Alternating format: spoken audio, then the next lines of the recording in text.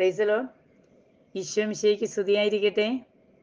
ഇന്ന് എഫാത്തയിലൂടെ ഞാൻ നിങ്ങളുടെ മുൻപിലേക്ക് പരിചയപ്പെടുത്തി തരുന്ന ഒരു ഫാമിലി, സാബു ഷേർലി എന്ന തിരുവനന്തപുരത്ത് നല്ലൊരു സ്ഥാപനം നടത്തി കോടികളുടെ കടബാധ്യത ഒരു തരത്തിലും അത് തിരിച്ചടക്കാൻ നിവൃത്തിയില്ലാതെ വന്നപ്പോൾ കടക്കാരുടെ ശല്യം കൊണ്ട് ആ ദേശത്ത് നിന്നും വിട്ട് തിരുവല്ലയിലുള്ള മുത്തൂർ എന്ന് പറയുന്ന സ്ഥലത്ത് 3 വർഷമായി വാടക വീട്ടിൽ കഴിഞ്ഞുകൊണ്ടിരുന്ന ഈ കുടുംബത്തിൽ ദൈവത്തിൻ്റെ വചനം മാംസം ധരിച്ചപ്പോൾ, വിശ്വാസത്തോടുകൂടി മക്കൾ പ്രാർത്ഥിച്ചപ്പോൾ ഇവർക്ക് കിട്ടിയ ചില നല്ല നിമിഷങ്ങൾ, ഭാര്യയും മക്കളോടുമൊത്ത് സന്തോഷവും സമാധാനം നിറഞ്ഞ നല്ല രീതിയിൽ ജീവിച്ച ഈ മകന് ചെറിയൊരു ബിസിനസ്സാണ്, ചെറിയൊരു കടയായിരുന്നു ആദ്യം. അവത്തിൽ നിന്നും തമ്പുരാൻ കൊടുത്ത ഭയങ്കരമായ ഉയർച്ച, ഒത്തിരി, അതായത് 27 സ്റ്റാഫിനെ വെച്ച് നടത്താൻ പറ്റുന്ന നല്ലൊരു സ്ഥാപനത്തിൻ്റെ ഉടമയായപ്പോൾ ഈ മകളുടെ ഈ സഹോദരൻ്റെ ജീവിതത്തിലേക്ക് അഹങ്കാരമെന്ന വിത്ത് മുളയെടുത്തു. ജീവിതത്തിൽ വന്നുപോയ പാകപ്പിഴകൾക്ക് മാപ്പ് പറഞ്ഞ് പല അമ്പലങ്ങളും പള്ളികളുമൊക്കെ കയറിയിറങ്ങി നിരാശയിൽ കഴിഞ്ഞ സമയത്ത് പ്രത്യാശയ്ക്ക് ഒരു വകുപ്പുമില്ലാത്ത മേഖല, കുഞ്ഞുമക്കൾ, ബാങ്ക് ബാലൻസ് ഇല്ല, എല്ലാ തരത്തിലും കടബാധ്യത, ബാങ്കിൽ നിന്ന് ജപ്തി നോട്ടീസ്, ഇങ്ങനെ ഒരു രാത്രിയിൽ ഒരു കൂട്ടുകാരൻ്റെ കെയർ ഓഫിലാണ് ഈ തിരുവല്ലയുള്ള സ്ഥലത്ത് ഒരു വാടക വീട് എടുത്ത് താമസിക്കുന്നത്. അതായത് ഈ സഹോദരനും ഫാമിലിയും 1.5 വർഷമായി എഫാത്ത ഗ്രൂപ്പിലെ നമ്മുടെ കുടുംബത്തിലെ ഒരു അംഗമാണ്. ഇവരെ നിരന്തരം വചനം വായിക്കുമായിരുന്നു. കാരണം യാദൃച്ഛികമായി ഇവരുടെ ഭവനത്തിൽ കടന്നു ചെല്ലാൻ ദൈവം എന്നെ അനുവദിച്ചു.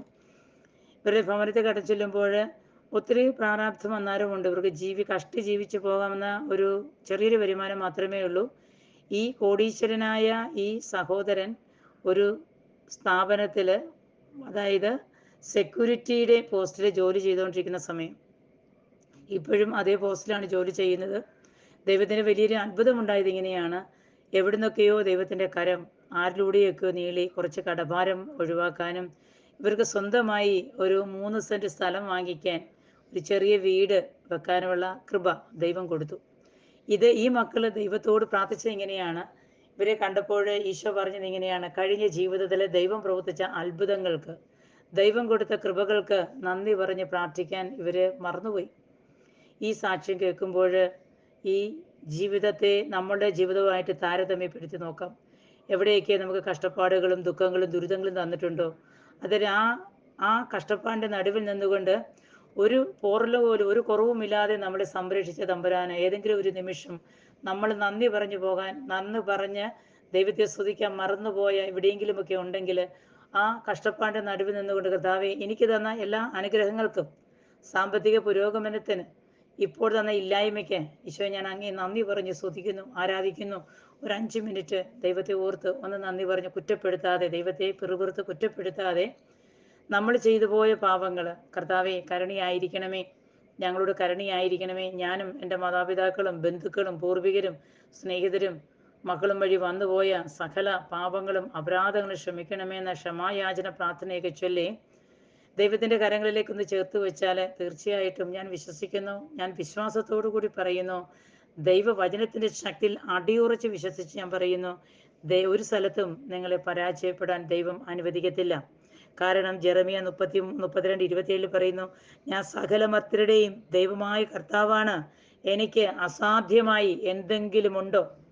ഈ വചനം പലപ്പോഴും എൻ്റെ ജീവിതത്തിൽ എനിക്ക് ശക്തിയായിട്ട് മാറിയിട്ടുണ്ട്. എൻ്റെ പ്രശ്നത്തിന് നടുവിൽ എനിക്ക് അനുഗ്രഹമായി മാറിയിട്ടുണ്ട്. അതുകൊണ്ടാണ് തൻ്റോടത്തോടുകൂടി വിശ്വാസത്തോടുകൂടി നിൻ്റെ മുൻപിലേക്ക് ഈ വചനം തരുന്നത്. ഇന്ന് സ്നേഹത്തോടുകൂടി ഈ ഫാമിലിയെ ഓർക്കുമ്പോൾ, ഇവരുടെ സാക്ഷ്യങ്ങൾ കേട്ട് ഇവർ രാവിലെ വിളിച്ചു സംസാരിച്ചു കഴിഞ്ഞപ്പോൾ ഒത്തിരി സന്തോഷത്തോടുകൂടി ഇവർക്ക് കൊടുത്ത ചില നല്ല നിമിഷങ്ങൾ നിങ്ങളുമായി ഞാൻ ഷെയർ ചെയ്യാൻ ആഗ്രഹിക്കുന്നു. ഈ മക്കളോട് ആദ്യമേ തന്നെ പരിശുദ്ധാത്മാവ് ഒരു ബോധ്യം തന്നത് ഇങ്ങനെയാണ്: നിങ്ങളുടെ ജീവിതത്തിൽ ദൈവം പ്രവർത്തിച്ച അത്ഭുതങ്ങൾ, ഒത്തിരി അനുഗ്രഹം ദൈവം തന്നിട്ടില്ലേ? അപ്പോൾ പറഞ്ഞുണ്ടായിരുന്നു, ചെറിയൊരു കടയായിരുന്നു, ഞങ്ങൾ ഭാര്യയും ഭർത്താവും ഒരു സ്റ്റാഫ് മാത്രം അടങ്ങുന്ന ഒരു ചെറിയൊരു തുണിക്കടയായിരുന്നു ആദ്യമേ. അകത്തുനിന്ന് ക്രമേണ അത് വലുതായി ഈ 10, 27, 30 സ്റ്റാഫിനടുത്ത് വരുന്ന ആ ഒരു തരത്തിലേക്ക് ദൈവം ഞങ്ങളെ വളർത്തി, ഞങ്ങൾ ഉയർത്തി. തിരക്കുകാരൻ പള്ളിയിൽ പോകാനോ പ്രാർത്ഥിക്കാനോ ഒന്നിനും, ഒരു പ്രാർത്ഥനയ്ക്കും പങ്കെടുക്കാൻ പറ്റാത്ത രീതിയിൽ തിരക്കുകളോട് തിരക്കുകളായി. ആ ഒരു സമയത്ത് ആ തിരക്കിനിടയിൽ ഈശോ എവിടെയൊക്കെയോ വഴുതി മാറിപ്പോയി. ഈ കുറവുകളെ നിറവുകളാക്കാൻ ദൈവത്തിന് പറ്റും എന്ന പൂർണ്ണ വിശ്വാസത്തോടു കൂടി ദൈവം നിങ്ങളുടെ ജീവിതത്തിൽ ചെയ്ത എല്ലാ അനുഗ്രഹങ്ങൾക്കും നന്ദി നിറഞ്ഞ ഹൃദയത്തോടു കൂടി ദൈവത്തിന് നന്ദി പറഞ്ഞ് പ്രാർത്ഥിക്കാൻ പറഞ്ഞു. ദൈവം എൻ്റെ ജീവിതത്തിൽ പ്രവർത്തിച്ച അത്ഭുതത്തിൽ, ആ അത്ഭുതത്തിൽ ഞാൻ ഉറച്ചു വിശ്വസിക്കുന്ന കർത്താവേ, കഴിഞ്ഞ ജീവിതം എനിക്ക് തന്ന എല്ലാ അനുഗ്രഹങ്ങൾക്കും ഞാൻ നന്ദി പറയുന്നു. എൻ്റെ കുറവുകൾ മൂലം എല്ലാം നഷ്ടപ്പെട്ടതാണെന്നൊരു ബോധ്യത്തിൽ ഈശോയെ പറ്റിപ്പോയി കർത്താവേ, കർത്താവെ കരുണയായിരിക്കണമെന്ന പ്രാർത്ഥന ചൊല്ലി വിശ്വാസത്തോടുകൂടി ഈ മക്കൾ നന്ദി പറഞ്ഞ് സ്തുതിച്ച് പ്രാർത്ഥിച്ചു. കാരണം ഒരു സ്റ്റാഫിൽ നിന്നും 30 സ്റ്റാഫിലേക്ക് ഉയരാൻ ദൈവം അനുവദിച്ച വലിയ നിമിഷത്തിന് ആ അത്രത്തോളം ഉയർത്തിയ ദൈവത്തിന് നന്ദി പറഞ്ഞുകൊണ്ട് ഈ താഴ്ചയിൽ നിന്ന് കർത്താവേ ഞാൻ നിന്നെ വിളിക്കുന്നു എന്ന് വിളിച്ച് പ്രാർത്ഥിച്ചപ്പോൾ ദൈവത്തിൻ്റെ സ്നേഹം ഓടി വന്നു. നമ്മൾ വായിക്കാറുണ്ട് നിയമാവർത്തന പുസ്തകത്തിൽ 4-ാം അധ്യായത്തിലെ 7-ാമത്തെ തിരുവചനത്തിൽ നാം വിളിച്ചപേക്ഷിക്കുമ്പോഴൊക്കെ നമ്മുടെ ദൈവമായ കർത്താവ് നമുക്ക് സമീപസ്ഥനായിരിക്കുന്നത് പോലെ ദൈവം ഇത്ര അടുത്തുള്ള വേറെ ഏത് ശ്രേഷ്ഠ ജനതയാണുള്ളത്? അഹങ്കാരത്തോടുകൂടി ദൈവവചനത്തെ ഏറ്റെടുക്കുന്ന വ്യക്തിക്ക് പറയാൻ പറ്റും, ഞാൻ വിളിച്ചാൽ വെളിപ്പാടകലെ ഓടിയെത്തുന്നൊരു ദൈവം എനിക്കുണ്ടെന്ന് തൻ്റെ അടുത്തോടി പറയാൻ പറ്റും. ഓരോ ദിവസവും ഓരോ നിമിഷവും പരിശുദ്ധ സഭയിൽ അർപ്പിക്കുന്ന പരിശുദ്ധ കുർബാനയുടെ ആ പരിശുദ്ധ ശക്തിയോട് ചേർന്ന് നിന്ന് മുന്നോട്ട് പോയാൽ ഈ ലോകത്തിലെ എത്രത്തോളം അസ്വസ്ഥ നിറഞ്ഞ ഏതെല്ലാം തരത്തിലെ കൊമ്പുകളുള്ള ശത്രുക്കൾ നമ്മുടെ ജീവിതത്തിനെതിരെ കടന്നു വന്നാലും, ഏതെല്ലാം തരത്തിലെ തോക്കുകൾ ഉപയോഗിച്ച് നമ്മൾ ഷൂട്ട് ചെയ്താലും അതിൽ നിന്നെല്ലാം നമ്മളെ സംരക്ഷിക്കാൻ സ്വർഗത്തിലെ ദൈവത്തിൻ്റെ വചനത്തിന് പറ്റും. വിശ്വാസത്തോടുകൂടി ഈ മക്കൾ ഏറ്റെടുത്ത വചനം ഈശോയെ നീ വിശ്വസിക്കുന്നോ? എസെക്കിയേൽ പ്രവാചകന്റെ പുസ്തകം 12-ാം അധ്യായത്തിലെ 25-ാം തിരുവചനത്തിൽ ഈശോ നമുക്ക് വാക്ക് തരുന്നൊരു വചനമുണ്ട്. ഒരു അയൽവാസി പറയുന്നൊരു വാക്കല്ല, ഒരു കൂട്ടുകാരൻ പറയുന്നൊരു വാക്കല്ല, ഒരു കൂട്ടുകാരി പറയുന്ന വാക്കല്ല, നമ്മളെ കബളിപ്പിക്കാൻ വേണ്ടി പറയുന്നൊരു വാക്കല്ല. ഈശോ പറയുവാണ്, കർത്താവായി ഞാൻ പറയും, പറയുന്നവർ നിറവേറ്റുക തന്നെ ചെയ്യും, ഒട്ടും താമസം ഉണ്ടാവുകയില്ല. പക്ഷെ നമ്മുടെ കുറവുകളെ നിറവുകളാക്കാൻ നമ്മുടെ പ്രാർത്ഥന നമ്മുടെ കൂടെ ഉണ്ടാകണം. ഈ മക്കൾക്ക് എങ്ങനെ പ്രാർത്ഥിക്കണമെന്ന് അവർക്കറിയില്ല. വിളിച്ച് തീരുന്നതിന് മുമ്പ് തന്നെ വെളിപ്പാടകലിൽ നിന്നുകൊണ്ട് നമ്മുടെ കണ്ണുനീരൊപ്പുന്ന ദൈവത്തിൻ്റെ സ്നേഹം ഒപ്പിയെടുക്കുന്നൊരു വചനമാണ് ഈ മക്കൾ എന്നും തുടർച്ചയായി വായിക്കാനായിട്ട്. അതായത് അവരുടെ അടുത്ത് ഞാൻ പറഞ്ഞു കൊടുത്ത വചനം ഇങ്ങനെയാണ്. സങ്കീർത്തനത്തിൻ്റെ 121-ാമത്തെ അധ്യായത്തിൽ 1 മുതലുള്ള വചനം നിങ്ങൾ ഏറ്റെടുത്ത് പ്രാർത്ഥിച്ച് ദൈവാനുഗ്രഹം നിങ്ങൾക്ക് സ്വന്തമാക്കാൻ പറ്റും. 1 മുതലുള്ള വചനം 8-ാമത്തെ, അതായത് 121-ാമത്തെ അധ്യായത്തിൽ 1 മുതൽ 8 വരെയുള്ള വചനം എന്നും നിങ്ങളുടെ പ്രാർത്ഥനയിൽ 2 നേരം ആവർത്തിച്ച് പ്രാർത്ഥിക്കാൻ പറഞ്ഞു. നിങ്ങളുടെ പ്രാർത്ഥനകളെ നിയോഗങ്ങളെല്ലാം ഒരു പേപ്പറിൽ എഴുതി വെച്ച് ഈ വചനം ഏറ്റെടുത്ത് വിശ്വാസത്തോടുകൂടി പ്രാർത്ഥിക്കുക. കരഞ്ഞ് ഈശോയുടെ കാലൊക്കെ പിടിച്ച് കർത്താവെ പറ്റിപ്പോയി, എൻ്റെ ജീവിതത്തിൽ അറിയാലോ, അഹങ്കാരം എന്ന വിത്ത് ശരീരത്തിലേക്ക് കയറുമ്പോൾ കള്ളും പെണ്ണും ഒക്കെ ഓടി വരുന്നൊരു മേഖലയാണ് അവിടെ. എല്ലാ മേഖലയിലും ഈ മകനെ കൂടെ കൂട്ടി സഞ്ചരിപ്പിച്ച് കടന്നു ചെന്നപ്പോൾ കയ്യിലുണ്ടായിരുന്ന ATM കാർഡും പേഴ്സിലുണ്ടായിരുന്ന പൈസയും എല്ലാം, അതായത് ഓഫീസിൻ്റെ കടകളുടെയൊക്കെ ചാവി പോലും ലോക്ക് പോലും നഷ്ടപ്പെട്ടു പോയൊരവസ്ഥ. ഇത്തരത്തിൽ വേദനിച്ച കുടുംബത്തിന് കരുതലായി താങ്ങായി കടന്നു വന്നൊരു വചനം ഇതാണ്. സഹായിക്കാൻ ആരുമില്ല എന്ന ബോധ്യത്തിൽ, രക്ഷിക്കാൻ ആർക്കും സാധിക്കില്ല എന്നൊരു ബോധ്യത്തിൽ ഒറ്റപ്പെട്ടു പോകുന്ന ചില നിമിഷങ്ങൾ ഭയപ്പെടേണ്ട, ഞാൻ നിൻ്റെ കൂടെയുണ്ടെന്ന് പറയുന്ന തമ്പുരാൻ തരുന്ന ഒരു സ്നേഹം നിറഞ്ഞ വചനമാണിത്.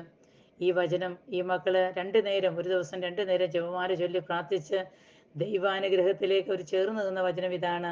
ഈ വചനം വായിച്ച് ധ്യാനിച്ചപ്പോൾ, ഈ വചനത്തിൻ്റെ ശക്തിയിൽ വിശ്വസിച്ചപ്പോൾ സ്വർഗത്തിലെ ദൈവത്തിൻ്റെ വചനം ജെറമ്യാ 33:3 ഈശോയെ വിളിച്ച് മക്കൾ പ്രാർത്ഥിച്ചപ്പോൾ, എന്നെ വിളിക്കുക, ഞാൻ മറുപടി നൽകും, നിന്റെ ബുദ്ധിക്ക് അതീതമായ മഹത്വവും നിഗൂഢമായ കാര്യങ്ങളും ഞാൻ നിനക്ക് വെളിപ്പെടുത്തുമെന്ന് പറഞ്ഞ ദൈവം ഈ മക്കളെ ഇവരുടെ നിഗൂഢമായ കാര്യങ്ങൾ വെളിപ്പെടുത്തി കൊടുത്ത് ഈ മക്കൾക്ക് സ്വന്തമായി ഒരു ചെറിയ ഭവനവും ഇച്ചിരി സ്ഥലവും കൊടുത്ത് ദൈവം അനുഗ്രഹിച്ച വലിയ നിമിഷം.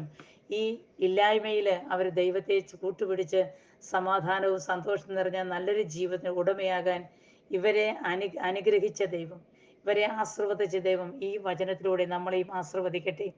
സഹായിക്കാൻ ആരുമില്ലാത്ത നമ്മുടെ ജീവിതത്തിലേക്ക് ഈ മക്കളെ പോലെ നമുക്കും പ്രാർത്ഥിക്കാം. പർവ്വതങ്ങളിലേക്ക് ഞാൻ കണ്ണുകൾ ഉയർത്തുന്നു, എനിക്ക് സഹായം എവിടെ നിന്ന് വരും?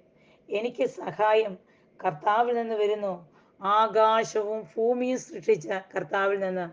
നിന്റെ കാൽ വഴുതാൻ അവിടുന്ന് സമ്മതിക്കുകയില്ല. നിന്നെ കാക്കുന്നവൻ ഉറക്കം തൂങ്ങുകയില്ല. ഇസ്രായേലിന്റെ പരിപാലകൻ മയങ്ങുകയില്ല, ഉറങ്ങുകയുമില്ല. കർത്താവാണ് നിന്റെ കാവൽക്കാരൻ. നിനക്ക് തണലേകാൻ അവിടുന്ന് നിന്റെ വലതു ഭാഗത്തുണ്ട്. പകൽ സൂര്യനോ രാത്രി ചന്ദ്രനോ നിന്നെ ഉപദ്രവിക്കുകയില്ല. കർത്താവ് നിന്നെ കാത്തുകൊള്ളും. സകല തിന്മകളിൽ നിന്നും കർത്താവ് നിന്നെ കാത്തുകൊള്ളും. അവിടുന്ന് നിന്റെ ജീവൻ സംരക്ഷിക്കും. കർത്താവ് നിന്റെ വ്യാപാരങ്ങളെ ഇന്നും എന്നേക്കും കാത്തുകൊള്ളും.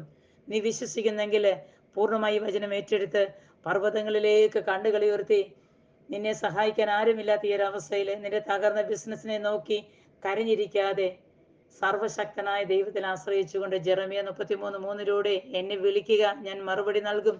നിന്റെ ബുദ്ധിക്ക് അതീതമായ മഹത്വവും നിഗൂഢമായ കാര്യങ്ങൾ ഞാൻ വെളിപ്പെടുത്തി തരുമെന്ന ദൈവവചനത്തെ കൂട്ടുപിടിച്ചുകൊണ്ട് നിയമാവർത്തന പുസ്തകം 4-ാം അധ്യായം 7-ാം വചനത്തെ ചേർത്ത് പിടിച്ച് നാം വിളിച്ചപേക്ഷിക്കുമ്പോൾ നമ്മുടെ കർത്താവായ ദൈവം എൻ്റെ സമീപത്തുണ്ട്. എൻ്റെ കണ്ണുനീർ തുടയ്ക്കാൻ, എൻ്റെ ജീവിതത്തിൽ ഇടപെടാൻ എൻ്റെ കർത്താവിൻ്റെ കൂടെയുണ്ടെന്നൊരു ബോധ്യത്തിൽ ഞാൻ സകലമർത്തിയുടെയും ദൈവമായ കർത്താവാണ്, എനിക്ക് അസാധ്യമായി എന്തെങ്കിലും ഉണ്ടോ എന്ന് എന്നെയും നിന്നെയും നോക്കി ചോദിക്കുന്ന ദൈവത്തിൻ്റെ സ്വരം കേട്ടുകൊണ്ട് വിശ്വാസത്തോടുകൂടി വചനം ഏറ്റെടുത്ത് പ്രാർത്ഥിച്ചാൽ മിനിറ്റുകൾക്കുള്ളിൽ ദൈവത്തിൻ്റെ സ്നേഹം, സാന്നിധ്യം നിനക്ക് അനുഭവിക്കാൻ പറ്റും. ഇനി കുടുംബത്തിലേക്ക് ദൂതനെ അയച്ചല്ല, ദൈവത്തിൻ്റെ ശക്തിയാണ് മക്കളുടെ ജീവിതത്തിലേക്ക് കയറി വന്നത്. ദാനമായി ആ ഒരു 3 സെന്റ് സ്ഥലവും ചെറിയൊരു വീടും കിട്ടിയ ചെറിയൊരു എമൗണ്ടിൽ അവർക്ക് അത്രയും ദൈവം ചെയ്തു കൊടുത്ത വലിയ നിമിഷത്തിന് എഫാത്ത ഗ്രൂപ്പ് ഒന്നിച്ച് ഈശോയ്ക്ക് നന്ദി പറയുന്നു. 1.5 വർഷമായി നമ്മുടെ ഗ്രൂപ്പിൽ പ്രവർത്തിക്കുന്ന, ഗ്രൂപ്പിൽ പ്രാർത്ഥന കൂടുന്ന, അനുഗ്രഹത്തോടുകൂടി ആശീർവാദത്തോടുകൂടി പരിശുദ്ധ ബലിയിൽ പങ്കെടുക്കുന്ന ഈ കുടുംബത്തെ സമൃദ്ധിയിൽ നിറയ്ക്കട്ടെ. 2 കൊരിന്തോസ് 13:13 ഈശോയുടെ ആശീർവാദവും സ്നേഹവും ഗ്രൂപ്പിലെ വേദനിക്കുന്ന എല്ലാവരിലേക്കും, പ്രത്യേകിച്ച് കുടുംബത്തിലേക്ക്, നമ്മുടെ ഓരോരുത്തരുടെയും ജീവിതത്തിലേക്ക് നിറയട്ടെ. ബഹുമാനപ്പെട്ട ജോസഫ് അച്ഛൻ അഭിഷേകം പ്രാർത്ഥനയോട് ചേർന്ന് സഭയിൽ അർപ്പിക്കുന്ന പരിശുദ്ധ കുർബാനയുടെ പരിശുദ്ധ ശക്തിയോട് ചേർന്ന് നിന്നുകൊണ്ട് മുഖ്യദൂതന മിഖാലിനെ കൂട്ടുപിടിച്ച് സ്വർഗീയ ദൂതഗണങ്ങളോട് ചേർന്ന് ദൈവത്തിൻ്റെ സമൃദ്ധി, അഭിഷേകം നിറഞ്ഞ നല്ലൊരു ജീവിതം, സമാധാനം, സന്തോഷം സ്വന്തമാക്കാൻ ദൈവം എല്ലാവരെയും സമൃദ്ധിയിൽ നിറയ്ക്കട്ടെ, ആശീർവദിക്കട്ടെ എന്ന് പ്രാർത്ഥിക്കുന്നു. ആമേൻ.